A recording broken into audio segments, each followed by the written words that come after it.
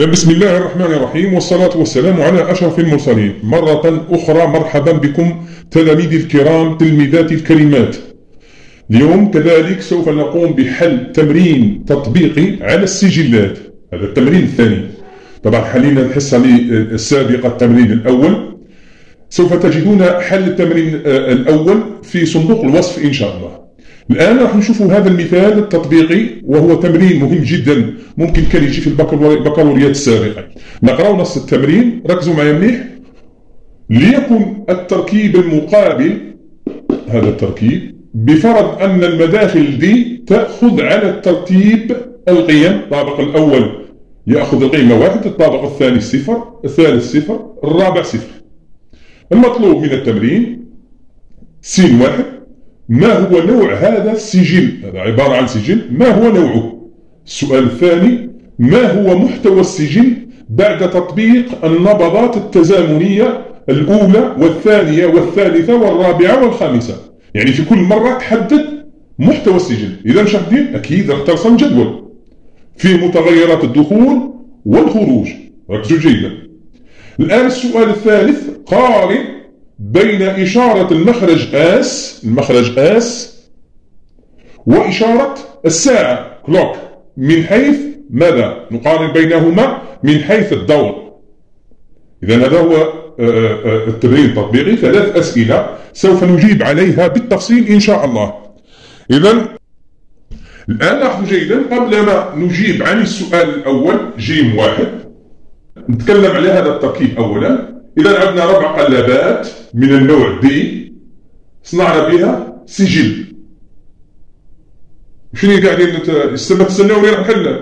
حطوا من يديك من البورتابل انتهي، وانت نوض روح جيب ورقه وستيلو واكتب الاسئله وحاول فيها. حط البورتابل، حبس الفيديو، حاول في الاجابه مره ولا زوج، ومن بعد روح كمل تفرج الحل في الفيديو. داكور. الان الاجابه على السؤال الاول ج1. إذا هذا عبارة عن سجل إزاحة دوراني نحو اليسار. لماذا؟ لاحظوا جيدا، لأن المخرج أو لأن المدخل هنا هو متصل ب4، يعني بالقلاب الرابع، والمعلومة تتجه من القلاب الرابع إلى القلاب الثالث، ومن الثالث إلى الثاني، ومن الثاني إلى الأول. إذا المعلومة تتجه في هذا الاتجاه. إذا هنا عبارة عن سجل إزاحة نحو اليسار. un registre de décalage vers gauche. الآن إذا نقول سجل إزاحة إلى اليسار دوراني. لماذا دوراني؟ لأن المعلومة عندما تخرج من الطابق الرابع اللي هو الأول في هذه الحالة، تعاود تدخل إلى الطابق الرابع. لاحظوا جيدا، المعلومة تدخل من هنا، تخرج من هنا، تدخل إلى هنا، تخرج من هنا، تدخل إلى هنا، تخرج من الطابق الثاني إلى الأول، وبعد ذلك تمر كذلك إلى الطابق الرابع مرة أخرى. إذا هذا سجل دوراني. لاحظوا فقط هنا لدينا مدخل ولدينا المخرج آس. الآس موصول إلى الدي كما أن الأو موصول إلى الدي. كيف؟ هنا التشغيل اختياري، يعني عندما نكون نريد أن نشحن السجل يجب أن نقطع هذا التوصيل، لأنه من غير الممكن أنك عندما تريد أن تشحن السجل من المدخل من غير الممكن أنك توصل المخرج للقلاب الأول بالمدخل للقلاب الرابع، لأن القيمتين الآن أيهما تختار؟ القيمة التي أدخلتها أم قيمة مخرج القلاب الأول؟ إذا عند الشحن نفصل هذا التوصيل، وعند الدوران نفصل هذا التركيب أو هذا نفصل يعني نفصل ما ندش فيه قيمة وكأنه غير موجود. فقط هذه أنا فصلناها في الدرس، كيفية عملية الشحن والإزاحة. عندنا آس، هذا هو مخرج القلاب الأول، هو اللي مثل لي مخرج السجل. إذا هو سجل دوراني ذو إزاحة نحو اليسار باستعمال القلابات من نوع B ذات التحكم على الجبهة الصاعدة. معليش غادي نكون نذكروها في الإجابة. الآن نمر إلى الإجابة عن السؤال الثاني: ما هو محتوى السجل؟ إذا طبعا تقدروا توقفوا الفيديو وتكتبوا الإجابة. الآن الإجابة عن السؤال الثاني جيم 2. إذا هذا السؤال يحتاج فقط قليل من التركيز، لازم تركزوا معايا. إذا السؤال يقول: ما هو محتوى السجل بعد تطبيق النبضات التزامنية 1 2 3 4 5؟ يعني في كل مرة نعين محتوى السجل. لحظة الآن نرسم لكم جدول ونعود. إذا عدنا لكم بعد ما رسمنا الجدول. إذا لاحظوا جيدا كيف نقول السبورة مبارك لنا فيها ربي، تشوفوا صغيرة وهزت لنا كلش ما شاء الله. إذا الجدول نحدد فيه المداخل والمخارج. لاحظوا جيدا المداخل هنا أول حاجة هي الكلوك الساعة، ثانيا الدي 1، الدي 2، الدي 3، الدي 4، ثم بعد ذلك تأتي المخارج. لاحظوا جيدا دائما نحاولوا نفصلوا بين المداخل والمخارج بخطين بهذا الشكل باش نحدد وين المداخل والمخارج. المخارج هي Q1 Q2 Q3 و Q4. إذا هذه المخارج. الآن الإجابة سوف تكون سهلة جدا اللي يفهم طريقة التشغيل نتاع السجل ويتعرف كذلك كيف يوظف المعطيات. وتلك الملايين كي تفهم المعطيات مليح ومحتوى السؤال راح تكون الإجابة تاعك سهلة جدا. إذا هنايا السؤال يقول لك نعطي 5 نبضات. إذا النبضة الأولى، الثانية، الثالثة، الرابعة، الخامسة، 5 نبضات. الآن كي تمد النبضة الأولى لاحظوا جيدا يا أخي حوطوا في التمرين في ورقة خارجية ما نشوفوا الحل. إذا النبضة الأولى السؤال يقول بأن السجل مداخله كانت على الترتيب 1 0 0 1. يعني الدي 1 هذا 1، الدي 2 0، الدي 3 0 والدي 4 0.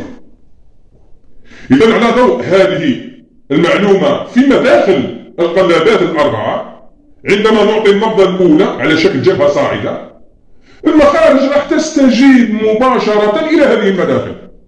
إذا القلاب دي نزيد نذكركم كذلك بالمعادلة تاعو Q1 زائد 1 تساوي دي، يعني هز الدي حطها في المخرج.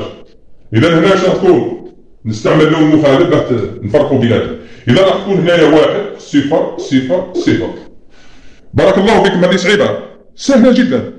الآن النبضة الثانية أبنائي كي تجي تمد النبضة يجب أن تحدد قيمة المداخل. إذا قلنا هنا السجل راه دوراني يا ولاد، شوفوا ولادي سجل دوراني مانيش راح نشحن فيه حتى قيمة. القيمة أصلا راها مشحونة في السجل، راح ندورها فقط بإعطاء نبضات في الكلوك. إذا هنايا لاحظوا جيدا الأو هذا وكأنه مفصول، هذه بوابة أو راح تدخل لي الكي 1 إلى الدي 4. إذا لاحظوا جيدا الآن الدي 1 مش من قيمة تهزها، مش من قيمة تهزها الدي 1 هاي تهز القيمة الكي 2. إذا الكي 2 هنا وش يساوي؟ 0. إذا الدي 1 تهز 0.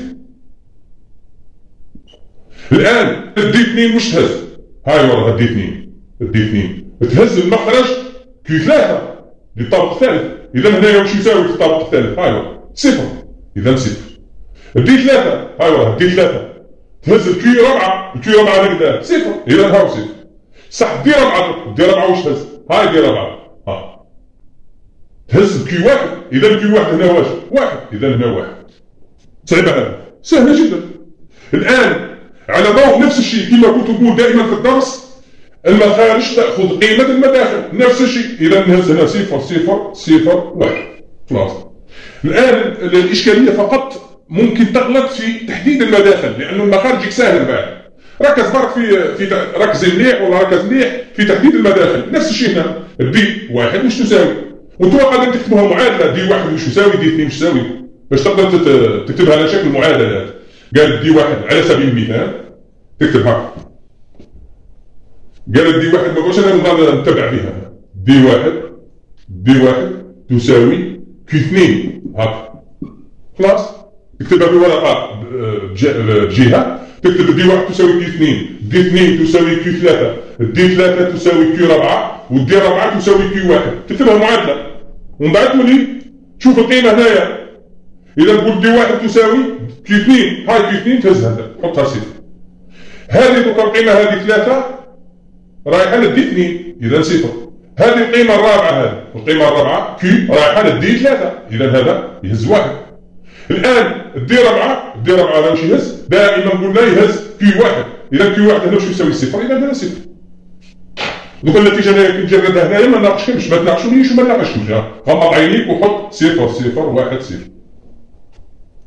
الان نزيد قبل ما نمد النمره الرابعه نفس الطريقه. اذا الدي 1 تساوي كي 2 0، الدي 2 تساوي كي 3 1، الدي 3 تساوي كي 4 0، الدي 3 تساوي كي 4، دي 4 واش تساوي كي 1، كي 1 هنايا 0 اذا هنا 0.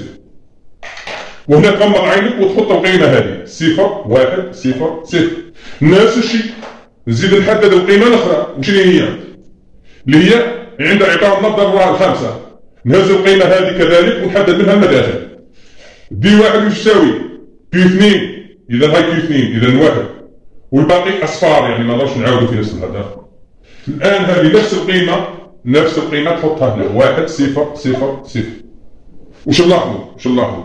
نلاحظ باللي الواحد هذا كان في كي 1 انتقل للطابق الرابع وانتقل للطابق الثالث ثم انتقل الى الطابق الثاني ثم الى الطابق الاول، وراح تزيد نمد نبضات اخرى يزيد ينتقل للطابق الرابع والثالث وهكذا.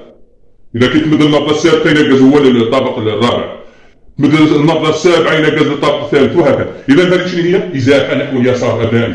الواحد هذا قاعد يتجه نحو اليسار ومن يولي يزيد. اذا هذا بالنسبه للجدول لتحديد قيمه محتوى السجل في كل نبضه. الان نمر الى الاجابه عن السؤال الثالث، لكن لابد من اني نمسح الجدول ونرسم حاجه اخرى. هي قارن بين اشاره المخرج اس واشاره الكلوك سيكا يعني التوقيتيه من حيث الدور. اذا السؤال راه يتكلم على مخطط زمني يا اولاد، اذا لابد من رسم مخطط زمني. اذا نرسم مخطط زمني، نحاول نراجع لكم. اذا نروح الان نجاوب على السؤال الثالث جيم 3. اذا السؤال الثالث يقول قارن بين اشاره المخرج اس واشاره الكلوك يعني اشاره الساعه من حيث ماذا؟ من حيث الدور.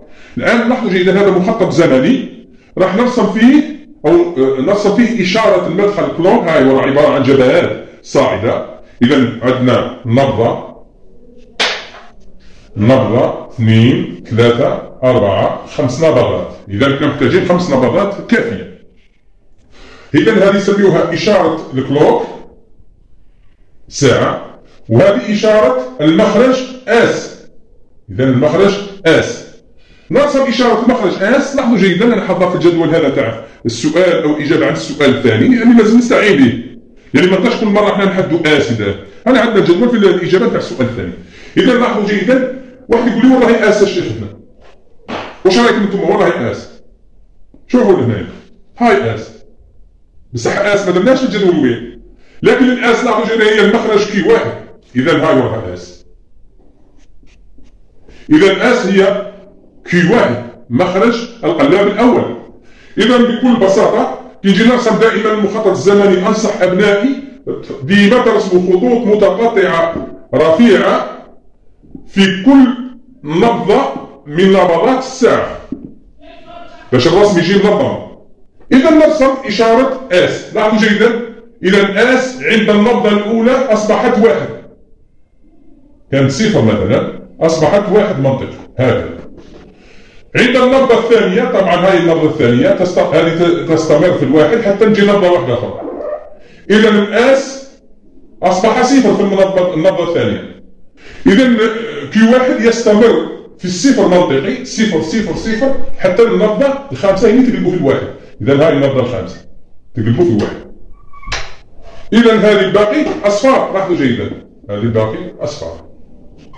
يعني المخرج اس في المستوى السفلي، نفس الشيء كي 1، لأن كي 1 هذا هو نفس اس. الآن لاحظوا جيدا من خلال المخطط الزمني وش الحصل؟ نحصل على، لاحظوا جيدا، هذا الدور أبنائي شو هو؟ الدور تي كلوك. وهذا الدور لاحظوا جيدا شو هو الدور؟ دور في إشارة كهربائية أو فيزيائية. الدور هو الإشارة التي تعاد مرة تلو الأخرى. إذا الإشارة التي تعاد يطلع الآس يصعد إلى الواحد ثم ينزل إلى الصفر ومن بعد يصعد إلى الواحد. إذا هذا مستوى سفلي، مستوى علوي، مستوى سفلي.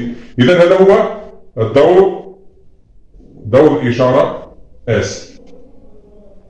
هذا نسميوه تي كي ار ولا تي اس. إذا واش نلاحظوا؟ لأنه السؤال مطلوب منك قارن بين إشارة المخرج اس وإشارة الكلوك من حيث الدور. إذا واش نلاحظوا أبنائي؟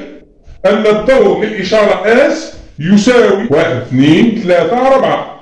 إذا بكل بساطة نجيب على السؤال تي اس تساوي 4 في تي كلوك. إذا هذه الإجابة جاوبنا عليها من خلال المخطط الزمني اللي صنعناه. إذا أنت يا دوكا كي تجاوب هذه الإجابة بدون ما ترسم مخطط زمني ربما ما يعطيكش النقطة تاعك، لازم ترسم مخطط زمني، لأنه هذا سؤال غير مباشر، أنك ترسم مخطط زمني لإشارة خروج بدلالة إشارة الساعة الكلوك، وتقارن بيناتهم وتخرج النتيجة هذه اللي هي تي اس تساوي 4 تي كيو. هكذا نكون قد انتهينا من حل هذا التمرين. أشكركم على حسن الإصغاء والاستماع، وشكرا مرة أخرى لتوافدكم على هذه القناة المتواضعة التي سوف إن شاء الله نطورها مرارا وتكرارا. والسلام عليكم ورحمة الله تعالى وبركاته في حصة قادمة إن شاء الله إذا كان في العمر بقية. والسلام عليكم ورحمة الله تعالى وبركاته.